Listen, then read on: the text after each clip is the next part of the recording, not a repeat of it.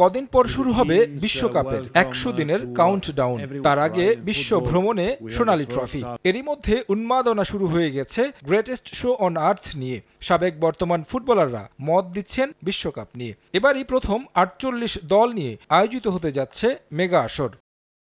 যুক্তরাষ্ট্র, কানাডা ও মেক্সিকো প্রথমবারের মতো ৩ দেশে অনুষ্ঠিত হবে ফিফা বিশ্বকাপ। দল সংখ্যা বাড়ায় প্রথমবারের মতো সুযোগ পেয়েছে উজবেকিস্তান, কেপ ভার্দে, কুরাসাওয়ের মতো দেশগুলো। জার্মানির বিশ্বকাপ জয়ী সাবেক অধিনায়ক লোথার ম্যাথিউস অবশ্য দল বাড়ানোকে দেখছেন ইতিবাচকভাবেই। যে আয়োজন ফিফার জন্য খুব বড় কিছু নয় বলেও মত তার।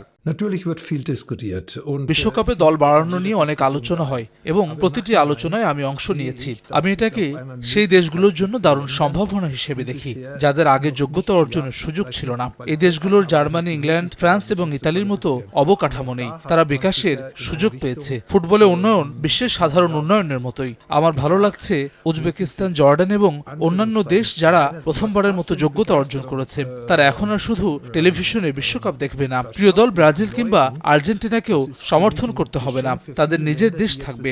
৪৮ দল নিয়ে বিশ্বকাপ আয়োজন ফিফার জন্য খুব বড় চ্যালেঞ্জ হবে না। লম্বা আসর আর দল সংখ্যা বাড়ায় আলোচনায় ফুটবলারদের ওয়ার্কলোড নিয়ে। জার্মানির হয়ে সবচেয়ে বেশি ম্যাচ খেলা লোথার ম্যাথিউস অবশ্য এখানে কোনো সমস্যা দেখছেন না। তার মতে সূচিতে পর্যাপ্ত বিশ্রামের সুযোগ আছে দেশগুলোর। আমি অন্য মহাদেশীয় টুর্নামেন্টের কথা ভাবতে পারি যেখানে অংশগ্রহণকারীর সংখ্যা অর্ধেক। ফিফা বিশ্বকাপ যেখানে ৪৮টি দল অংশগ্রহণ করেছে, যা অনুষ্ঠিত হবে ৩টি দেশে। খেলোয়াড়দের উপর চাপ নিয়ে অনেক আলোচনা হচ্ছে।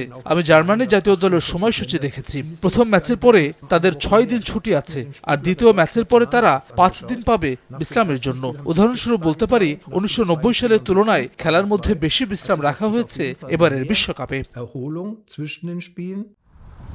অন্য যে কোনো আসরের তুলনায় এবারের বিশ্বকাপ জমজমাট হবে বলে বিশ্বাস বিশ্বকাপ ও ব্যালন ডিওর জয়ী সাবেক ফুটবলারের।